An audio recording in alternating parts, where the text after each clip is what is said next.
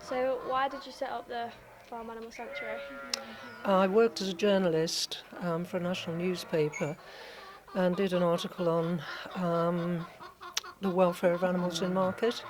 And what I found was going on in markets was just awful. Sick animals in there, injured animals, animals that were dying, shouldn't have been in there. So I bought a lot of them and took them to a vet, and I had a vet report, and then held meetings with DEFRA and trading standards to get things improved, conditions improved for sheep in markets. So I finished up by buying a lot of the animals that I saw and had to do something with them. So somebody suggested start a sanctuary, so I did. Do you find the animals or do people bring them to you? I used to find them all. I used to get them all out of market, and then we had so many animals I had stopped going in because we had over 500. Can you take many more animals?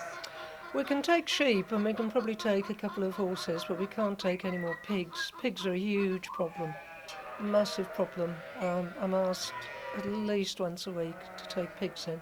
People have them as pets. Yeah. And they've got them in houses, ordinary houses, or flats. And then people object, or the pigs start wrecking the place and becoming unmanageable, and then they have to dump them or have them put down. Colin was bought as a wedding present for a couple with 2 more pigs and some goats. And they'd had him about 2 years, and they decided to move, and they didn't want to take the animals with them, so they were all sent to slaughter. But Colin didn't have the right paperwork. Yeah, everything has to be recorded if they're going into the food chain. So Colin was sent home. Then they sent him back again. They got some paperwork, but it was the wrong paperwork. So he was sent back again. And in the meantime, this place had been sold, and the woman that bought it happened to be a vegan, and she thought, I can't send Colin to slaughter again, and so she got in touch with us, so that was how he came here. So it was third time lucky for Colin. Yeah, it's a shame there aren't more places, but there's a few, but yeah, we just keep spreading the word and telling people how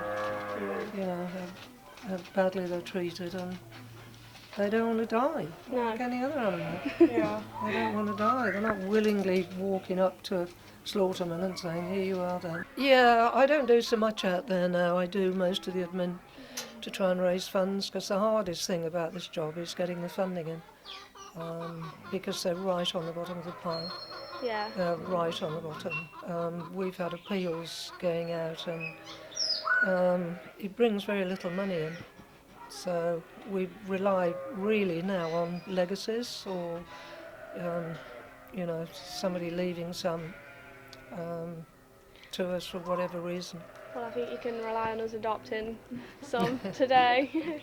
Unless you've got a special story, if something's escaped from a slaughterhouse, Yeah. or it's a dramatic story, and you go online and it gets spread out, that'll bring some money in, but otherwise we're always struggling. We kind of live hand to mouth. Well, they're the worst treated animals in the world. I keep saying this. They're the worst treated, bar none. The way they're looked after, the way they're kept, the way...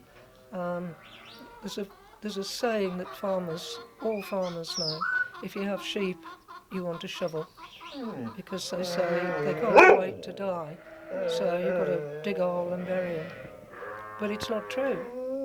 But the way they're slaughtered, the way poultry's slaughtered, the way they're kept, intensive, it's legal to do it. And it's appalling. You couldn't do it with any other animal in the world, apart from rabbits in China.